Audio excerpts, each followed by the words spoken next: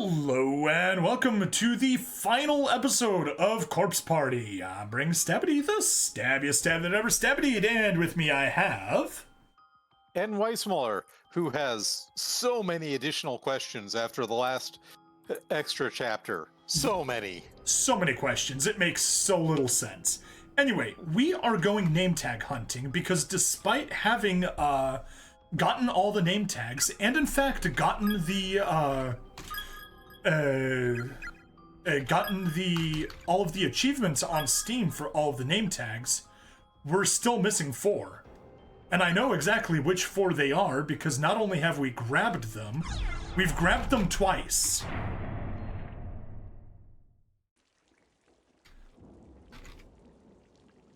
Looks like there's a key lodged in the crack. Try to dig it out. Yes. Alright. We're not messing around with any of this. We've already seen it. Ayumi just got possessed and jumped into the pool. How unfortunate. A poor unfortunate soul. It's sad, but true. She's in a school of ghosts and they're trying to kill her ass. Do I help them? Yes, I do. Yep, you really shouldn't have taken your eyes off of her. Anyway, there was a question earlier. So anyway, she is right there, so let's just jump into the wrong direction. It is.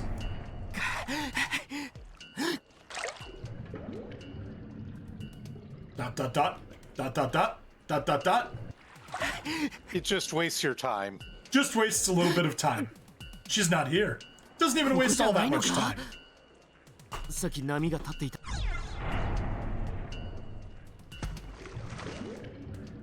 But yeah, she was here.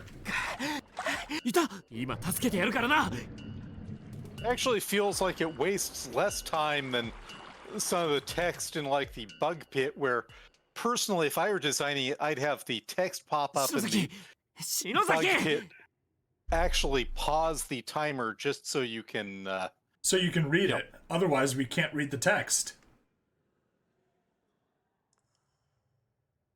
Alright, we've been through all this, we don't need to read it. Alright. Hang out outside for a bit. Get their clothes wet. Get a little cleaned off by the use of rain. Yep.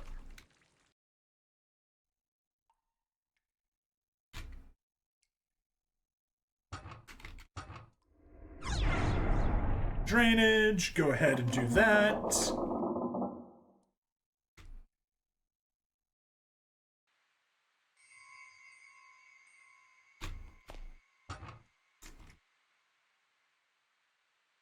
Mitsuki Kamijo.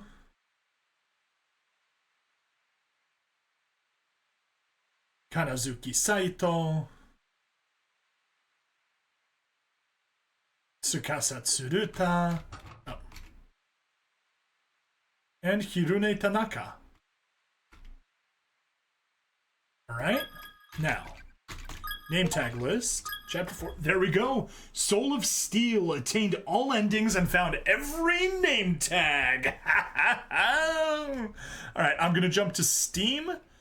And there we go. 33 out of 33 achievements. You have unlocked all achievements. 100%. Sweet. We had to work around annoying bugs, but we got... That is the third time that we have grabbed their name tags. First time was in the episode. Anwise did it. I did it offline when I noticed that we were missing a few of the name tags, and then I did it a third time now on an episode. Let's go back to the name tag list. Yep, and they're all there. And probably once I turn the game off, they won't be there. Anyway, whatever. Who cares? Now we got the achievement, plus I did it on camera. We did it on camera twice, so everyone knows we did it. We got all the achievements legit. Let's hop into the omake. which for some reason I always called an omake the first time I saw it. Character introductions. Use the eye to interact with any character and learn more about them. Reference room. If you examine the shelves, you can view various event graphics from the game. When you're done, simply speak with the blue spirit. Alright. The spirit is feeling blue. Yeah. Alright. Chihaya Yamase, a 7th grader at Mushigawa Girls Middle School and a prominent member of its drama club, performed Sachiko Ever After with her fellow clubmates. Best friends with Nana Ogasawara, possesses a timid, almost cowardly personality, depending entirely on her friends to help her through this experience. I'll let you read her. Nari Amatoya, a 7th grader at Musashigawa Girls Middle School and a prominent member of its drama club, performed Sachiko Ever After with her fellow club members. A childhood friend of Nana Ogasawara's who doesn't make any effort to hide her true feelings, unkind or no, though she cares very deeply for her friends. And as I told Stab, thankfully there aren't two of her. Yes. Nana Ogasawara, a 7th grader at Musashigawa Girls Middle School and a prominent member of its drama club, performed Sachiko Ever After with her fellow club members. Joined forces with Chihaya Yamase and Nari Amatoya in a vain search through the halls of Heavenly Host for her other missing classmates. Sadly, we found all 3 of their remains in the killing room in the basement. Naho Sayanoki, an 11th grader at Polonia Academy High School, protege to Ko Kibiki, and has even taken up residence in his house, rent-free, for private reasons. Oh my. Discovered the Sachiko Ever After charm and shared it on her blog, prompting the events that got Ayumi and her friends mixed up with Heavenly Host.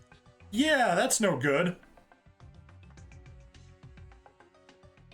Ko Kibiki, a struggling documentarian and novelist looking for his big break, writes primarily for an occult publication of questionable relevance. Has been chasing any leads he can find on the serial kidnapping and murder cases that once plagued Heavenly Host Elementary. Eventually spirited himself away to Heavenly Host by choice, where he was killed by Naho after she'd succumbed to the darkening. Shoko Taguchi, a skilled cameraman who works as Ko Kibiki's assistant, came to Heavenly Host with his boss, but the two of them quickly got separated. After learning of Kibiki and Naho's deaths, he swore to them both that he'd perform his duties as cameraman to the bitter end, no matter what. And he's so dumb that they told him to survive, and he said, "Yes, I will keep recording until I die." No, you idiot, they told you to survive. Yuya Kizami, an 11th grader at Byakudan Senior High School, was transported to Heavenly Host Elementary with Tomohiro Okawa, Kensuke Kurosaki, and the others. Joined his classmates in searching for a way out at first, but was steadily consumed by the school's madness as time went on. I don't think it needed to consume him all that much. Yeah, it ate away at the little sheet of wax paper that was holding his inner madness in. Yeah.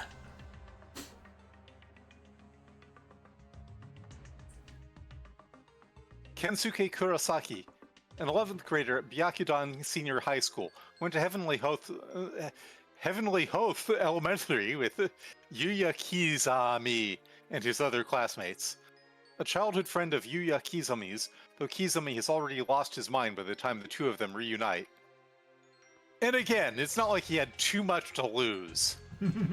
Nope. Tomohiro Okawa, an 11th grader at Byakudan Senior High School, went to Heavenly Host Elementary with Yuya Kizami,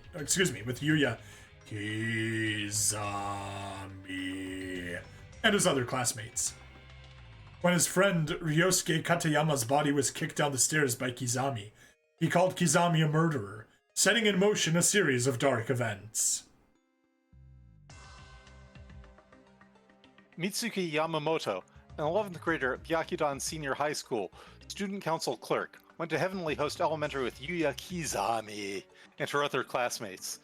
Due to the shock of Yoshikazu's attack and being separated from her group, she had difficulty hanging on to her sanity by the time she met Satoshi.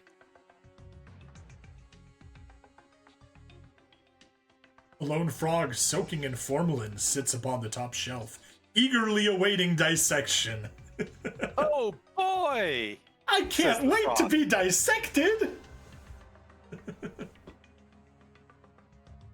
Hello, my baby. Hello, my honey. Hello, my dissection gal. Cut me in half with a scalpel. Takamine Yanagihori, Heavenly Host Elementary's principal and Yoshikazu's father. When the school was scheduled to be demolished, he threw himself from its roof. Murderer of Yoshie and Sachiko Shinozaki, making him the primary cause of the school's curse. Good God, this guy is terrible, as you learn. Yep. Tokiko Tsuji, a victim of the serial kidnapping and murder incident that occurred within Heavenly Host Elementary in 1973, was discovered with everything from the jaw up completely cut away and missing, including her tongue. Ugh. Soichiro Shimoda, best ghost! A spirit who's been around since long before Heavenly Host Elementary. Known as one of the 7 wonders of Kisaragi High, Shimoda of the Toilet. Lived on this land as a nobleman long before a school was built here. And yeah, the reason why he haunts the land is because he made a imprudent promise that he took too seriously. So he is about as malicious a ghost as you cannot. No malice in him, none whatsoever. He's just a totally cool dude. Yep. Well, not so much cool, more classy. You saw his reaction to the star-shaped glasses. Yes.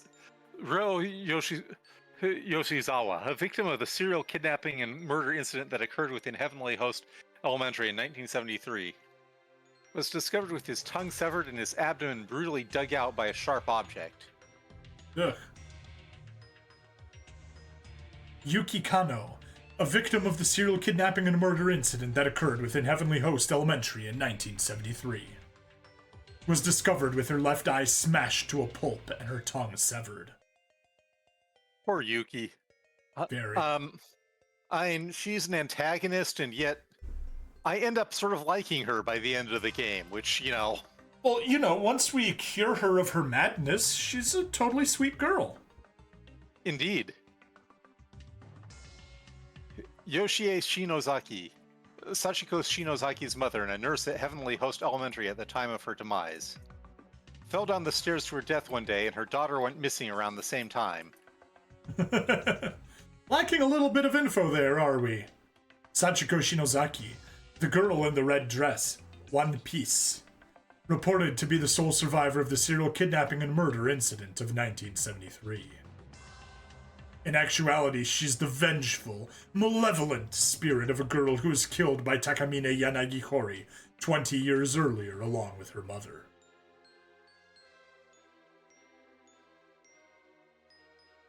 Yoshikazu Yanagihori, Takamine Yanagihori's son and a former teacher at Heavenly Host, blamed for the serial kidnapping and murder incident, Sachiko's accomplice, suffered a unique mental illness of unknown origin prior to the time of the incident, making it very hard for him to communicate with others.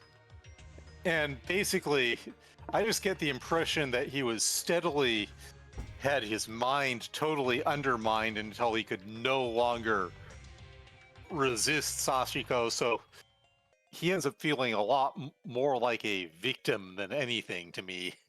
He had his mind undermined? Yes. Still just that one frog. Alright, good. So that's the characters taken care of. Nope, I lied. We don't need to read this. We read this in the first episode. So yeah, we can skip that classroom. Yep. And we got pictures here. Listen to mobile music player 1. Sure. Not for too longs. Okay. Switch to the creepy music. It's the sound test room. Got a bit of a chase. Memories of Chapter 1. Thumb through it? Yes.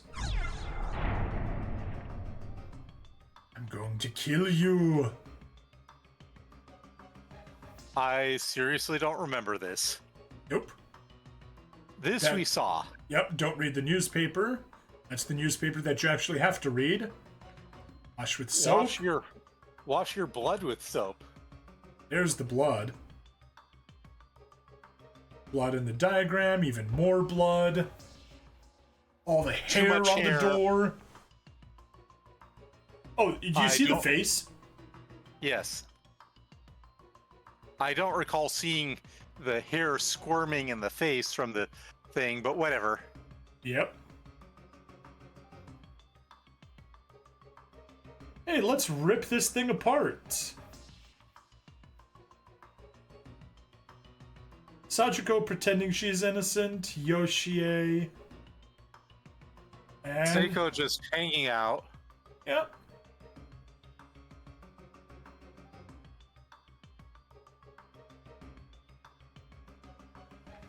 Naomi getting a bad end.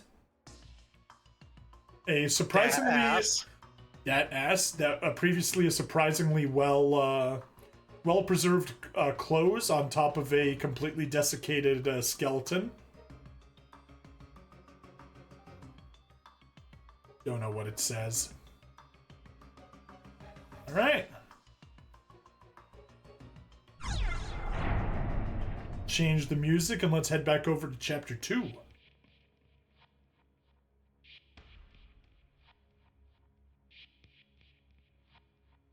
Memories of Chapter 2. Thumb through it? Yes. All the kids happily stabbing the principal.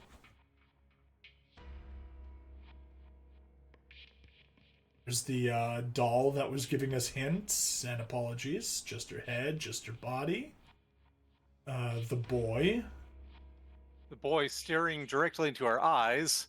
The boy with his tongue severed. Ryo, right? Ayumi being totally fine. Absolutely fine. Nothing wrong with her at all. Okay, maybe something wrong with her. In this case, yeah, this is her going to half measures to get out of the school. Never use half measures. Always put your all into it. Yeah. Ayumi continuing to look fine. Yeah, I'm totally fine.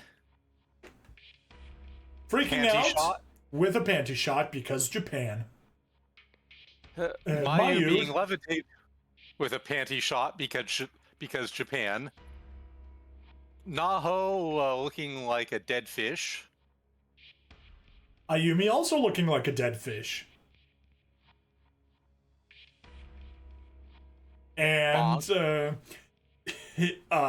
Yoshiki about to have an experience of a lifetime. And then get a second concussion and lose memories of that experience of a lifetime.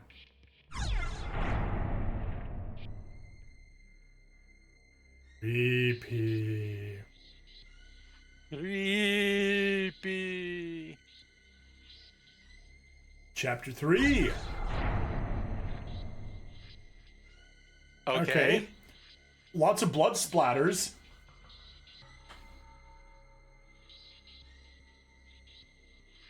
Ew.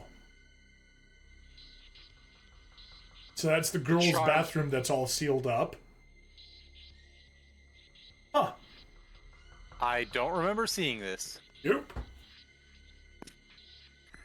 Alas. The girl ghost whose name starts with Tsu. Yeah. Girl in the corner of the art room. Being completely sane. Yeah.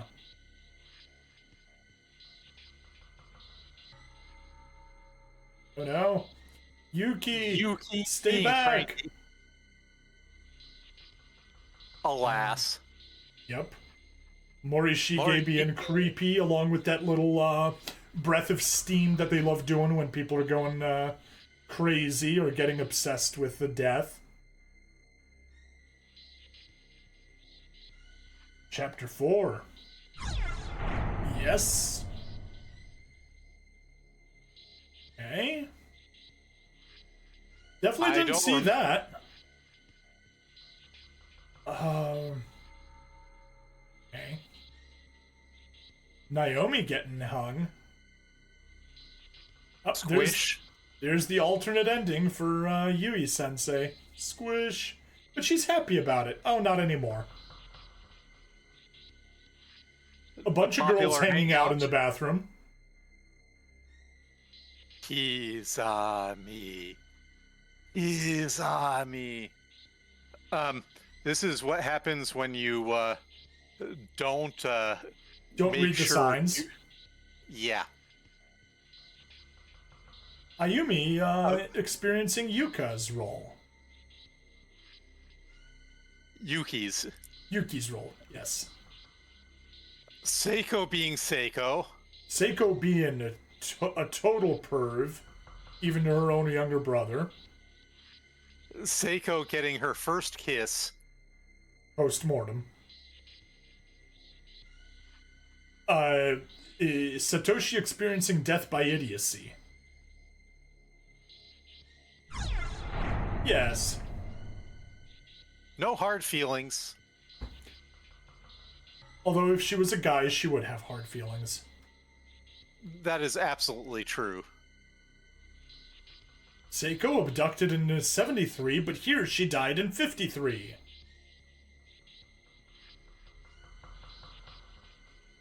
Horrible things. Seiko stabbing hard. Sachiko. Sachiko. Seiko is somebody else. Seiko is somebody else. And rather nicer. Much nicer. Me. Going totally crazy. Morishige's phone. Yuka being... Damn it, Yuka. Yes.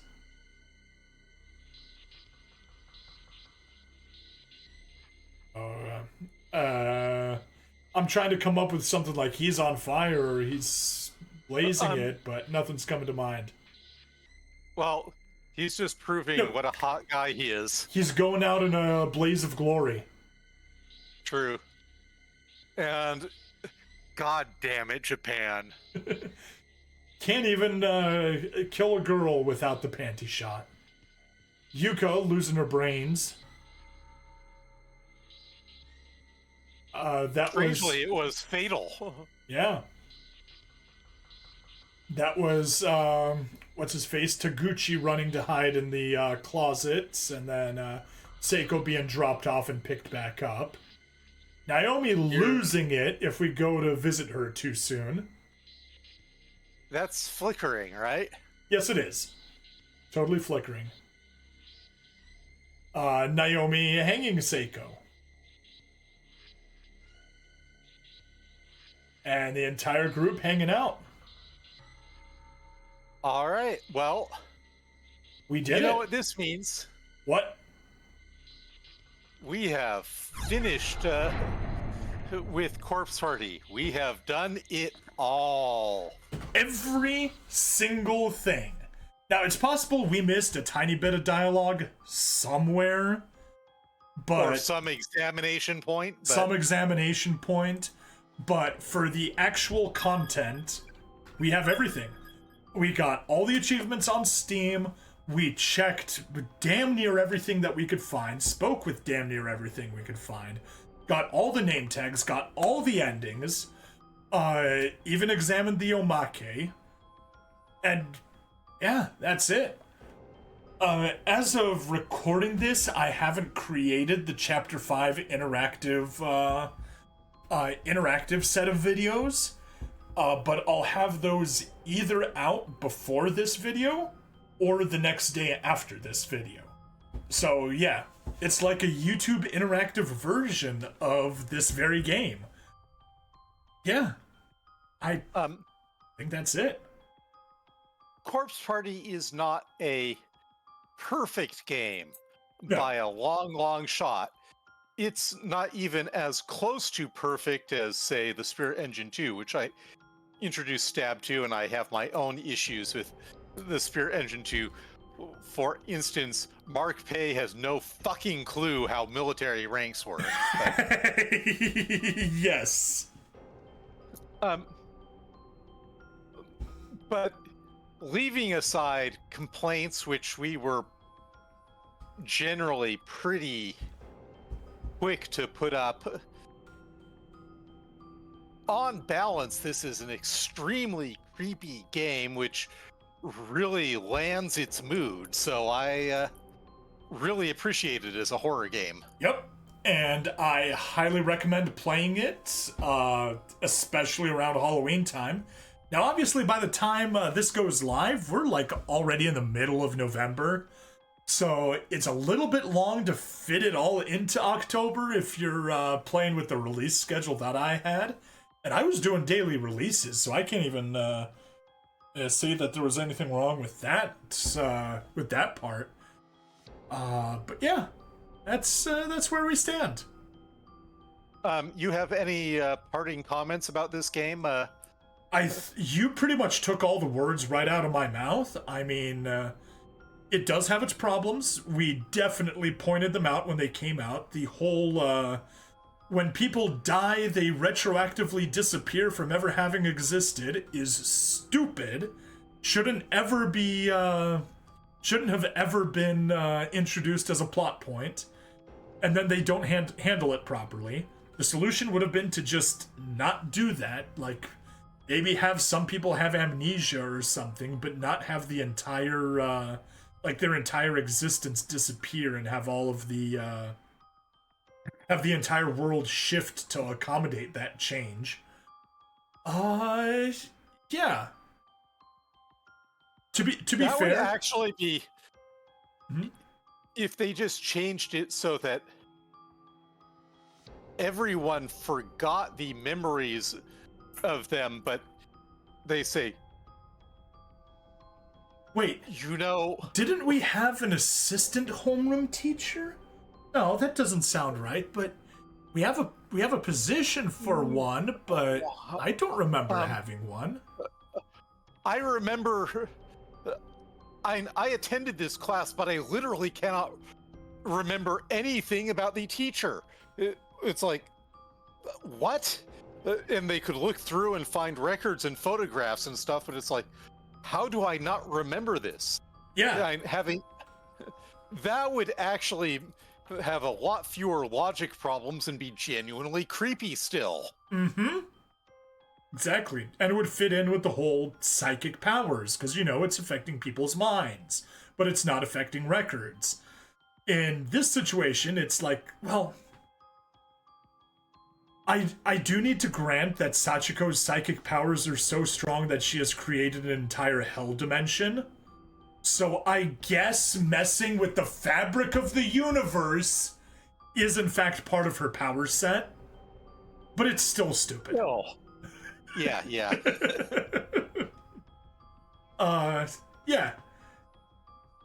And of course the whole Yui falling into the pit, which was just a horrible ending to a genuinely hilarious and in a good sense, hilarious and unexpected trap in the pentagram room. And then this isn't really the same level of plot hole, but I just sometimes wanted to strangle Yuka because she was too dumb to live. Yeah. That's people have an annoying habit of writing characters that are too dumb to live. And I mean, I get it. We've all met those people. They exist. But they don't make for good stories. If you're going to put them into your horror story of doom, their role should be to last about 15 minutes until... Like how every horror movie in the 90s, the black guy existed just to die first? That should be the new trope. the idiot exists just to die first. Exactly. If you're gonna have somebody who's too dumb to live in the horror thing, they should be either the first or the second death. If they're second, it's only because somebody else was unlucky before it was really too much clear sign of what the hell was going on. Yeah, because I mean, the first death is always unexpected. Unless you're coming in prepared for everything, first one's gonna get you by surprise. But by the second one, everyone should already be, prepared and expecting and on guard and doing smarter things. However, yeah, go ahead. And so that's a great time to have the idiot screw up and get killed. Yeah. However, I do want to slightly caveat that, because I have heard of people saying like, yeah, so what I did was, I was create D&D DMs. They're posting stuff like, yeah, I was creating a blank world, so a blank story. So like, let's say for example, it was a alien abduction story. And it's like, yeah, I have generally smart people playing, and they were genre savvy. They had no problem trying to be aware of the medium that we were in. But for the longest time, they thought we were in a zombie game. So, just being smart doesn't necessarily mean that you'll be in the right. You'll realize the genre soon enough. But still, being too dumb to live should be punished severely in horror. Yeah, mostly because they don't even appreciate punishment. Ha ha ha! Oh, man. You knew I could not resist that. So, yeah. I think that's it. Generally, good game. If you enjoyed this, sorry it's story heavy, so you kind of got a bunch of it spoiled. However, maybe by next year or 2 years from now, you'll have completely forgotten all the spoilers that you got. The guides online are actually quite good at giving you spoiler-free steps on what you should do if that's something you want to do, or you can just jump in semi-blind and stumble your way through, or just play along with this LP next year or 2 years or however many years down the line. I think I'm all out of things to say. Final thoughts, Nweis, or are we good to close? Thank you all for joining us. This was a fun project. Nweis, I think you just got summoned to Heavenly Host because your connection did not go through.